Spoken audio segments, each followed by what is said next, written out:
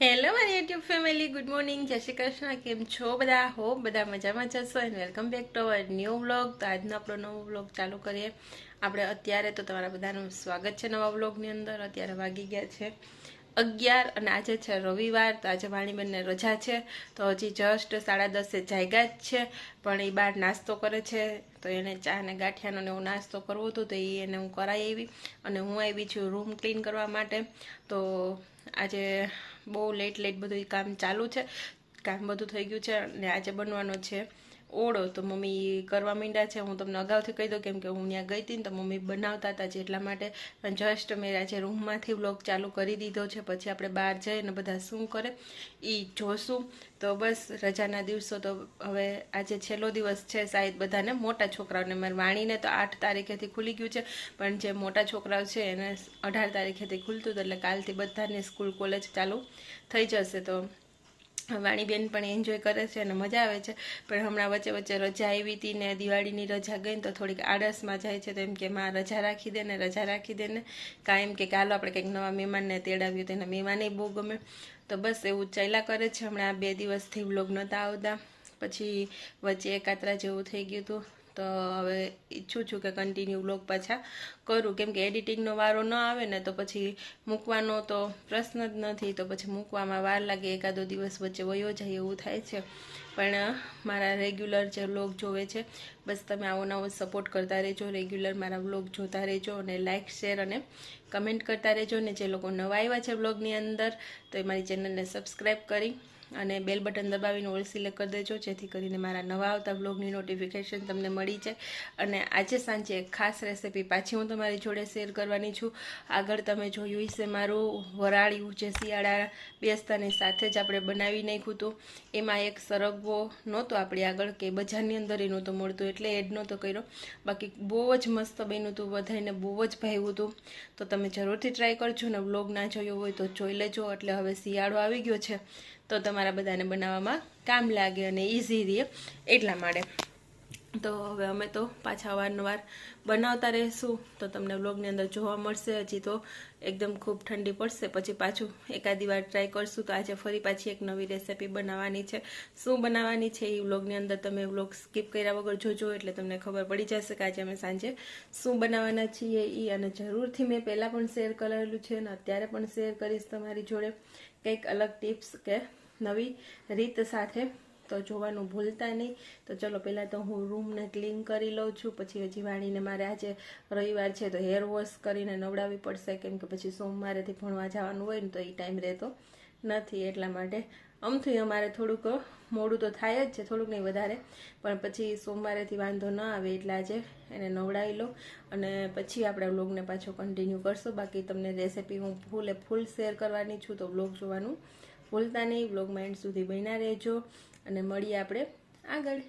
મમ્મા શ્રી કૃષ્ણ શરણ મમ્મા, શ્રી કૃષ્ણ શરણ મમ્મા, શ્રી કૃષ્ણ શરણ મમ્મા, શ્રી કૃષ્ણ શરણ મમ્મા, શ્રી કૃષ્ણ શરણ મમ્મા, શ્રી કૃષ્ણ શરણ મમ્મા. બસ હાય કર દે હવે બધાને, હાય કર દે. હાય, જય શ્રી કૃષ્ણ. કેમ છો બધા? મજામાં ને? મજામાં ને?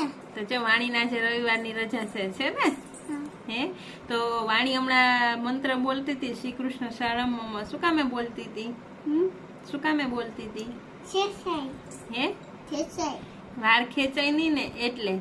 તો જો વાણીને વાળ આજે હેર વોશ કરી દીધા, ધોઈ દીધા મસ્ત. અને જો તૈયાર કરવાની છે. આ પિન મારી બેને આપી હતી, તો એ આજે હું વાણીને મેં પિંક કપડાં પહેરાવ્યા છે. જો રવિવારની રજા છે ને, એટલે નહીંતર તો આખો દિવસ યુનિફોર્મ હોય ને પછી આવીને નાઇટ ડ્રેસ જેવું પહેરાવી દઉં, તો નવા કપડાં પહેરવાનો વારો જ નથી આવતો. એટલા માટે તો એની જોડે હું આ એને પિંક નાખી દેવાની છું. જોકે મેં એને મગાવેલું હતું એટલા માટે. તો વાણી શ્રી કૃષ્ણ શરણમમાં એટલે બોલતી હતી કે મેં એને અગાઉ એક વખત શીખવાડ્યું હતું કે તારે મંત્ર બોલવાનું, ભગવાનનું નામ લેવાનું, એમાં જાદુ હોય.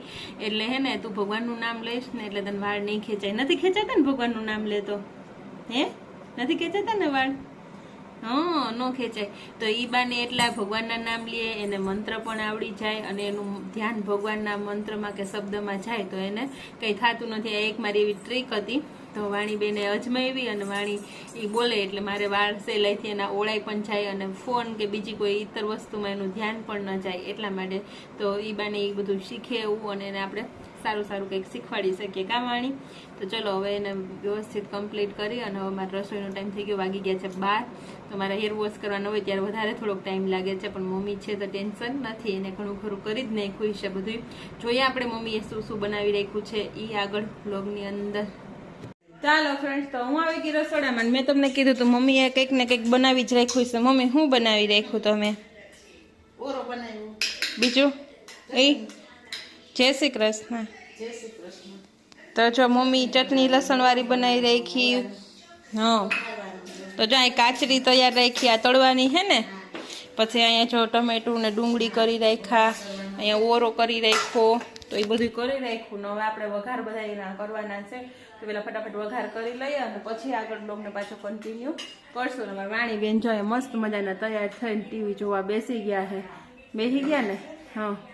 ને હવે પછી મમ્મીનું કામ ફિનિશ થઈ ગયું. તો હવે એ બે રમશે ને જે કરવું હોય એ કરશે, જેમ રમવું એમ રમશે. હવે આપણે છે ને આપણું કામ કરવાનું રહ્યું બાકી. તો આપણે પેલા ફટાફટ પેલા છાશ હલાવવાની છે એ હલાવી નાખ્યો અને પછી ઓળો ને પછી રોટલા ફટાફટ કરી નાખીએ. ત્યાં કલાક એક વૈચા છે અને હવા 12 તો થઈ જ ગયા છે. તો એક થશે ને ત્યાં ફટાફટ કમ્પ્લીટ થઈ જાય તો વાંધો નહીં આવે. તો ચાલો વળગી જાય કામે, પછી આગળ બ્લોગને કન્ટિન્યુ કરીએ. ચાલો ફ્રેન્ડ્સ, તો જો આપણે ટાઈમ થઈ ગયો છે સાંજની રસોઈનો, વાગો આવ્યા છે 7. તો આપણે શરૂ કરી દીધી છે રસોઈ. અને રસોઈમાં આજે મેં તમને કીધું હતું હું તમારી જોડે એક મસ્ત રેસીપી શેર કરવાની છું. તો મેં ઘણો ટાઈમ પહેલાં આઈ થિંક વરસ જેવું થઈ ગયું હશે મેં તમારી જોડે રેસીપી શેર કરી હતી. અને તો ફરી પાછી શિયાળાની સિઝન ચાલુ થઈ ગઈ છે અને કંઈક ચટપટું અને ચટાકેદાર ખાવાની મજા આવે છે.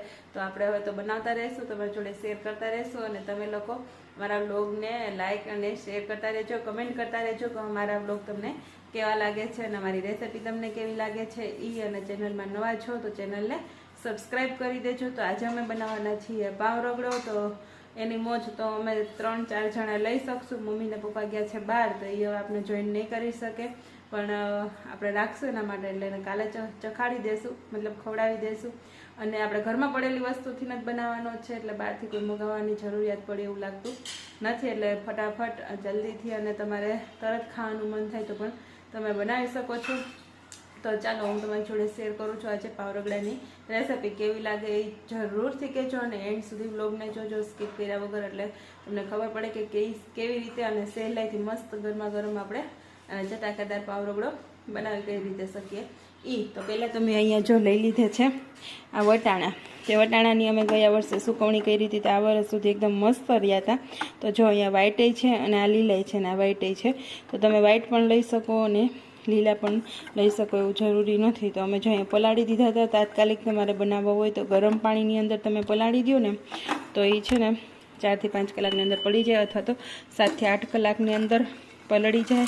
તો અહીંયા મેં 3 ગ્લાસ પાણી ગરમ કરી લીધેલું છે અને એમાં મેં એડ કરી દીધા છે આપણા વટાણા. અને વટાણા તો ખાસ જોઈએ. અને બીજું એક મેં લીધું છે અહીંયા મીડિયમ સાઇઝના 2 બટેટા. તો એને જો આવી રીતના નાના નાના ટુકડા કરી લીધા છે.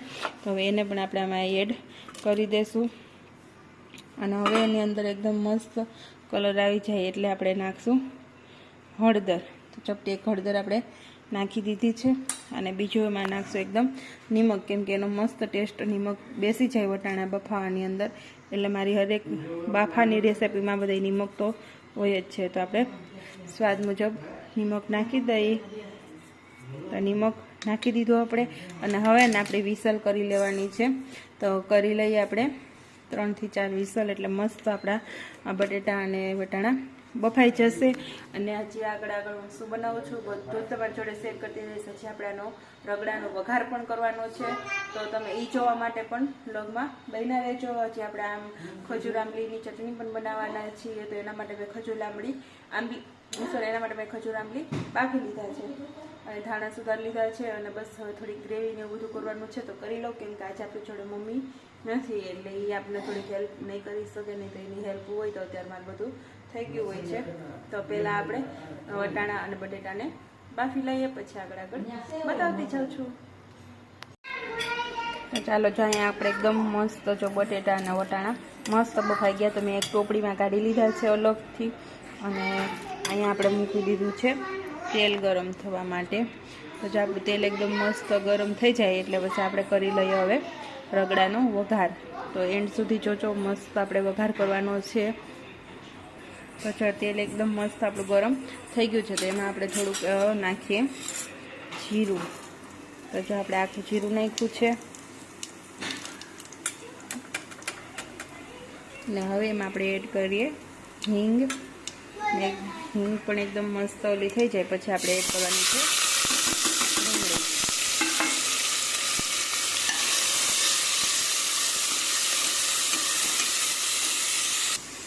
તો જો આપણી ડુંગળી એકદમ મસ્ત ચડી ગઈ છે, તો હવે આપણે એમાં એડ કરી દઈએ ટમેટાની ગ્રેવી.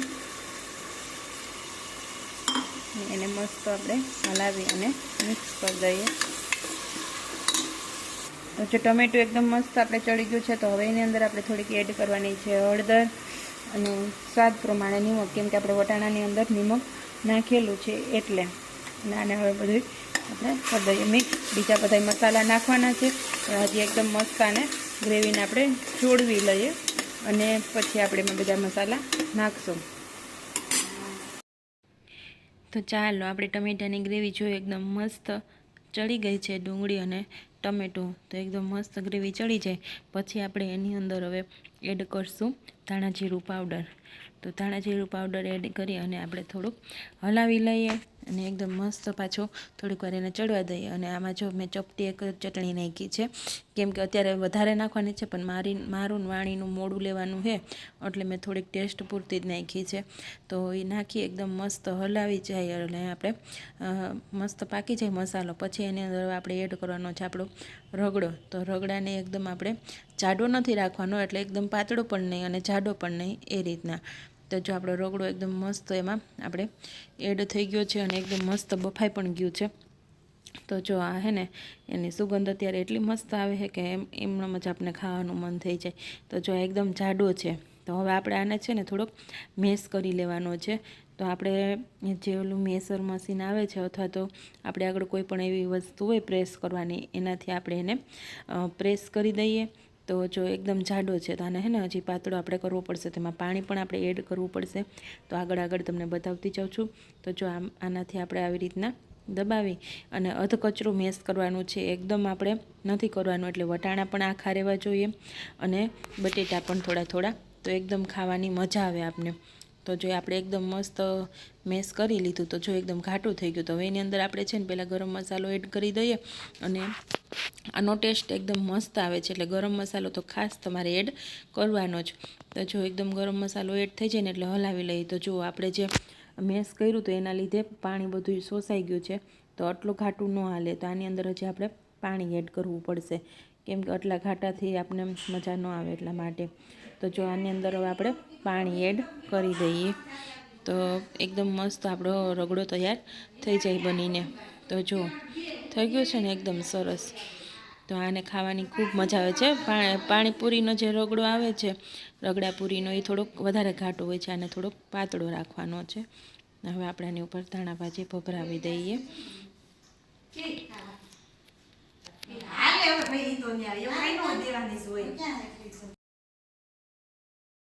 તો જો અહીંયા મસ્ત મારો મોળો કાઢી લીધો છે અને મસ્ત આપણો રગડો તૈયાર થઈ ગયો. તો હવે એમાં આપણે ચટણી એડ કરી અને તીખો બનાવી લઈએ. તો જો ચટણી એડ કરી દીધી છે ને જો એકદમ મસ્ત રગડો જેવો આપણે જોતો તો એવો જ બની ગયો. હવે થોડીક વાર ચટણી ચડવા દઈએ અને હવે પાછા ફરી એમાં ધાણા ભાજી આપણે ભભરાવી દઈએ. એટલે એકદમ મસ્ત રગડો આપણો તૈયાર છે. તો આપણે હવે તૈયાર કરી લઈએ પ્લેટને. તો પાવને આ રીતે આપણે લઈ અને નાના ટુકડા કરવાના છે. તો નાના ટુકડા થઈ જાય આપણે એટલે પછી એમાં આપણે બધા મસાલાને એડ કરી અને આપણે પ્લેટ તૈયાર કરવાની છે. પણ મારા વાણીબેન જો આયરે જોવા માટે બેસી ગયા છે. એને તો બધું તૈયાર કરવું હતું પણ મેં ના પાડી દીધી, એટલે બેઠી જોવે છે. તો જો આવી રીતના ટુકડા કરી અને વ્યવસ્થિત આપણે પ્લેટની અંદર રાખી દેવાના. પછી સૌથી પહેલાં આપણે એમાં રગડાને એડ કરીશું. તો આ રીતે આપણે રગડો એડ કરી દેવાનો છે અને પછી આપણે એમાં એડ કરીશું મીઠી ચટણી. તો મેં ખજૂર આંબલીની એકદમ મસ્ત અને ટેસ્ટી મીઠી ચટણી ખાલી ગરમ મસાલો નાખીને જ બનાવેલી છે. પછી આ છે આપણી લસણની ચટણી, તો એને એડ કરી દઈએ. જેટલું તમારે તીખું ખાવું હોય એ પ્રમાણે તમે એડ કરી શકો. અને પછી એમાં ડુંગળી અને પછી આપણે સેવ મસાલાવાળા દાણા મેં તૈયાર લીધેલા છે એ મસાલાવાળા દાણા અને સેવ એડ થઈ જાય પછી ઉપરથી આપણે ધાણા ભાજી એડ કરશું અને પછી ફરી આપણે એમાં ચટણીને એડ કરશું. તો એનો ટેસ્ટ એકદમ મસ્ત આવે છે. તો તૈયાર છે આપણો પાવ રગડો. તો તમે આ રીતે જરૂરથી ટ્રાય કરજો. અને આપણા બ્લોગને અહીંયા પૂરો કરીએ. મળીએ નેક્સ્ટ બ્લોગમાં. ત્યાં સુધી બધાને બાય બાય. લાઈક, શેર અને સબસ્ક્રાઈબ.